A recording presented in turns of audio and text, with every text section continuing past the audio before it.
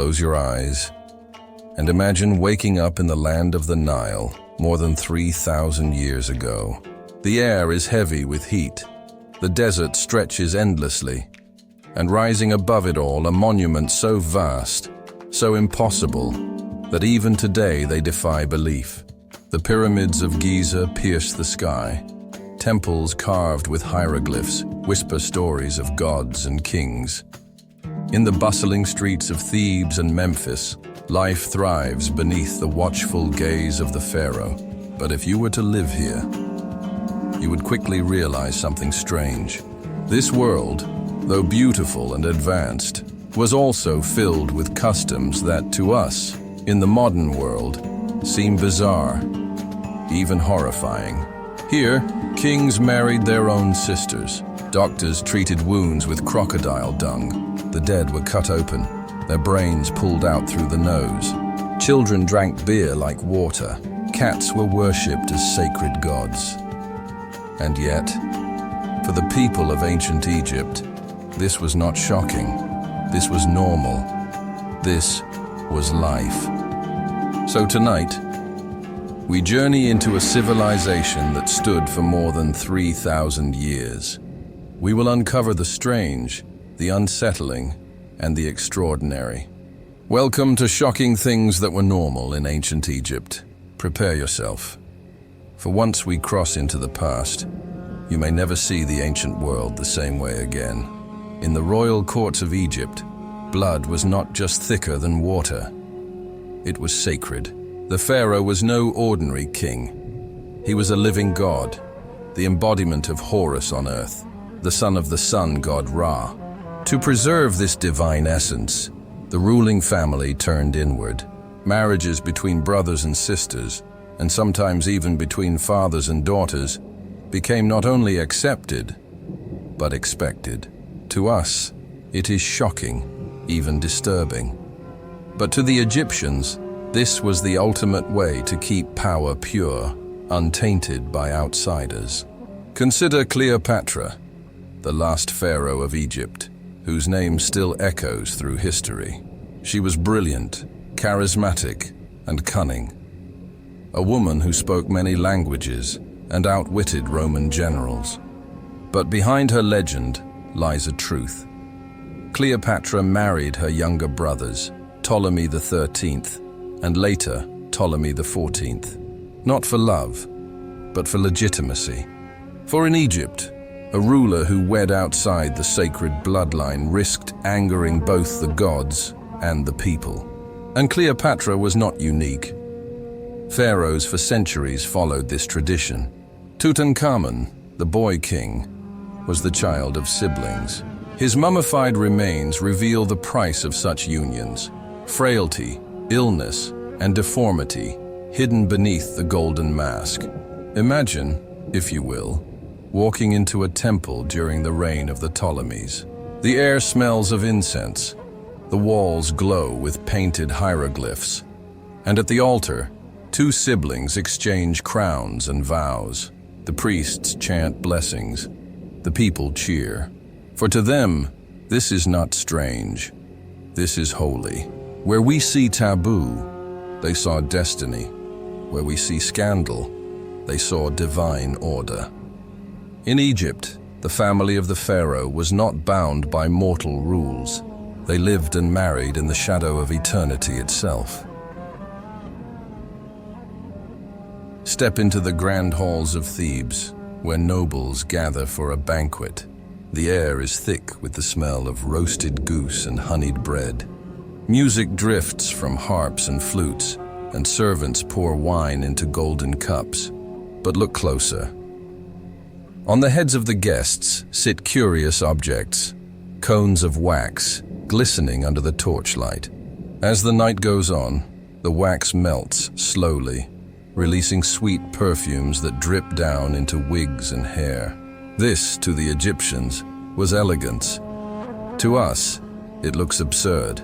For both men and women, cosmetics were not just fashion, they were protection. Black eyeliner, made of ground minerals, shielded their eyes from the brutal desert sun. Green pigments symbolized rebirth, and the power of the gods. Wigs were worn not only for style, but also as a defense against lice.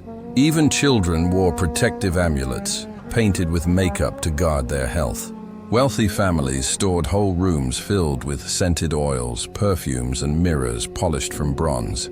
Imagine a nobleman reclining on a couch, his eyes rimmed in kohl, a thick black wig resting perfectly on his head, the perfume cone slowly melting down his back. His wife beside him, her face painted with red ochre for cheeks, sipping wine as a servant fans her.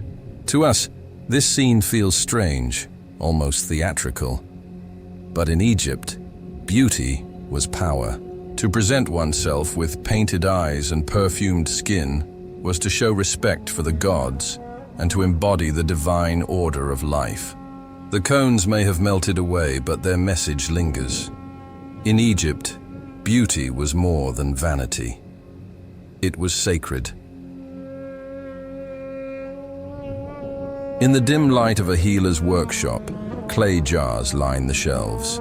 Some contain honey, others animal fat, still others filled with stranger contents, like crocodile dung. To us, this is revolting. To the Egyptians, it was medicine. Honey, with its natural antibacterial properties, was applied to wounds and infections. Animal fat mixed with herbs soothed burns. Moldy bread was pressed into cuts, unknowingly introducing penicillin centuries before modern science discovered it. But alongside these effective treatments came stranger remedies. Crocodile dung was mixed into pastes as a contraceptive. Other prescriptions included ground mouse, lizard blood, or even dried excrement from donkeys.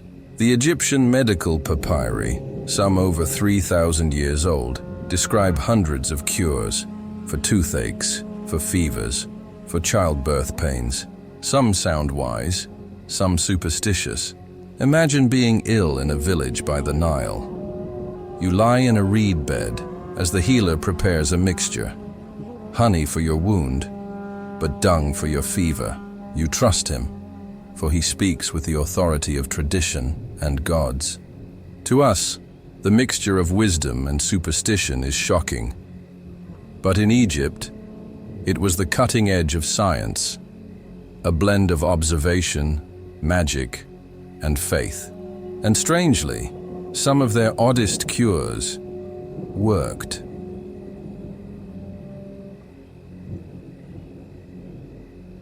The Egyptians believed that life continued after death.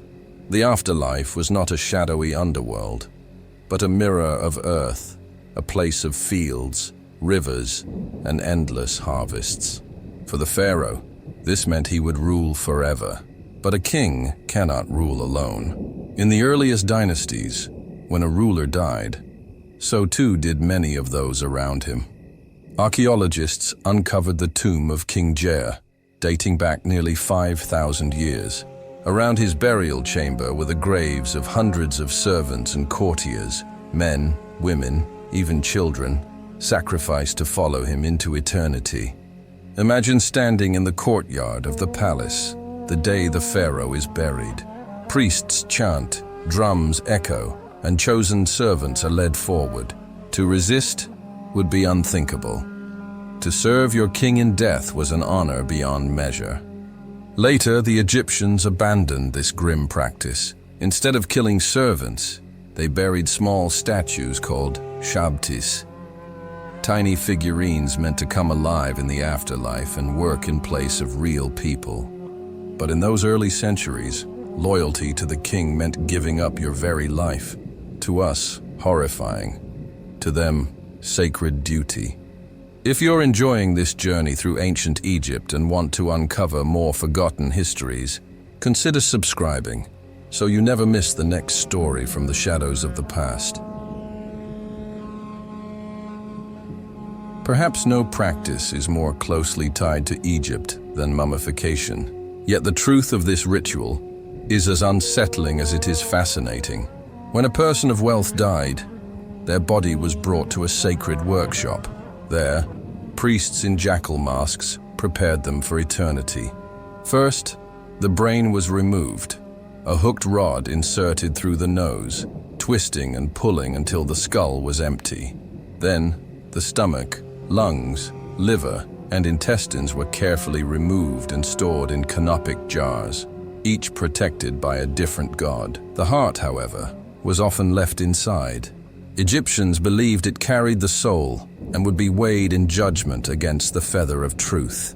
The empty body was then filled with resin and natron salts, drying it completely. After 40 days, it was wrapped in hundreds of yards of linen, layer upon layer, sealed with charms and amulets. Finally, the mummy was placed in a coffin, painted with the likeness of the deceased, their eyes staring forward into eternity. Imagine the scene: flickering torchlight, the smell of resin and incense, priests chanting spells as they bind the body. A family watches, grieving yet hopeful, believing their loved one is not gone, but on the threshold of eternal life. To us, the process feels gruesome. To them, it was the most sacred act of love and devotion. In Egypt, beer was not a luxury, it was life itself.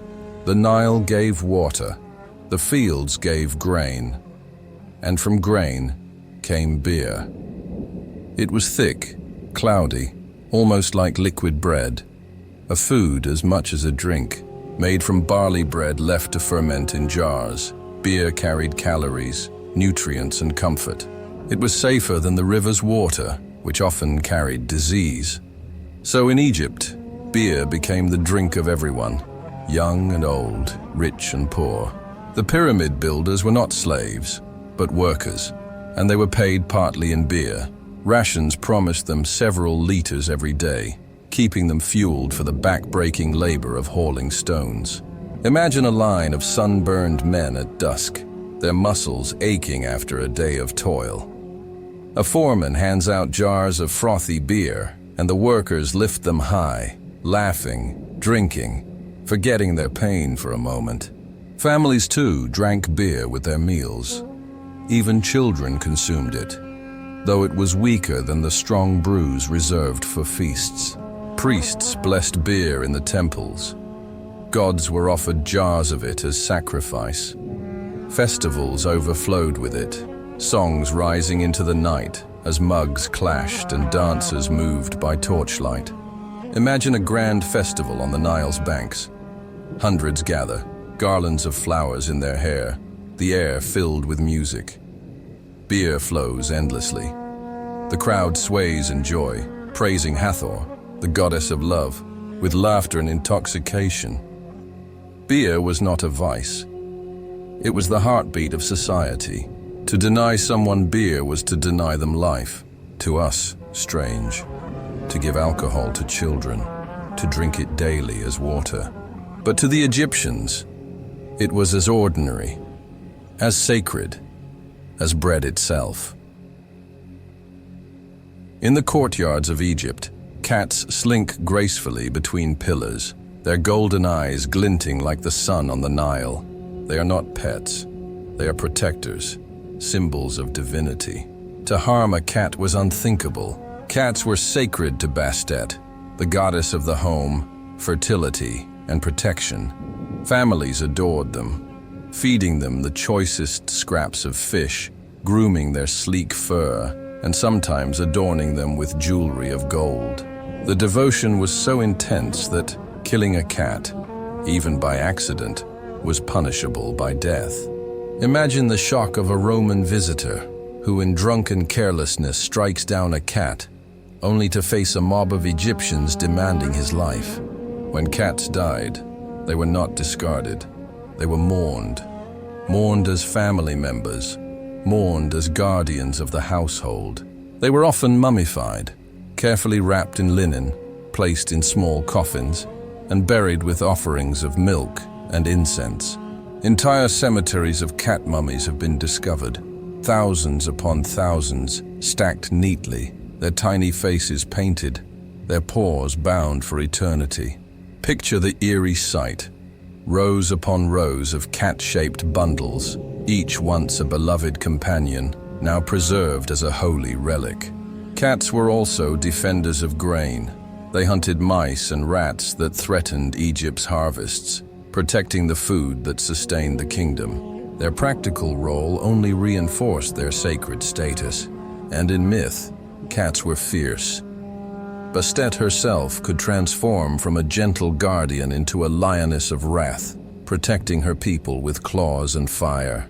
To us, the idea of worshipping an animal may seem excessive, but to the Egyptians, cats were not mere animals. They were creatures who walked between the human and the divine. In Egypt, a cat was never just a pet. It was a guardian of the hearth, a messenger of the gods, a soul of the divine. The Egyptians believed that death was not the end. It was a continuation, a crossing from this world into the next. And those who crossed could still listen, still watch, still act. So the living spoke to the dead.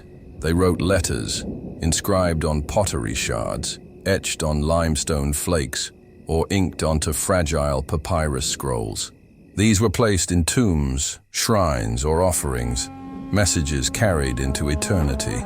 A grieving husband might beg his departed wife to watch over their children. A son might plead with his father's spirit to help settle a land dispute. A farmer might curse his enemy through the voice of an ancestor, asking the dead to intervene with vengeance. Imagine kneeling in the sand at night, the desert air cool, the stars wheeling above. You whisper words to a spirit you cannot see, pressing a small letter against a stone tomb, believing it will be read in the halls of the afterlife. To us, this may sound like superstition, but to the Egyptians, it was connection. A bridge of words between the living and the departed. The dead were not silent. They were active participants in family life. They could bless crops, heal sickness, or deliver justice from beyond the grave. These letters are haunting to read today. They reveal raw emotions, grief, anger, hope, love. They show us that despite the millennia that divide us, the Egyptians felt the same longing we feel when someone we love is gone. In Egypt, the grave was not silence. It was a conversation, a dialogue across eternity. To them, the dead were never truly gone. So what do we learn from these customs? These shocking practices that filled the world of ancient Egypt, that what we call strange is often only strange because it is not ours. What seems grotesque in one age may be sacred in another.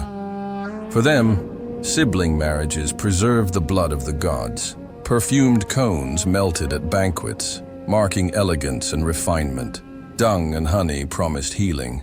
Servants entered death as loyal companions. Mummification opened the gates of eternity. Beer quenched the thirst of a nation, from children to kings. Cats embodied holiness, protectors of the hearth. Letters to the dead carried the prayers of the living into the silence of the tomb. To us, they may seem shocking, even monstrous, but to the Egyptians, they were not curiosities. They were the very fabric of life. Consider this.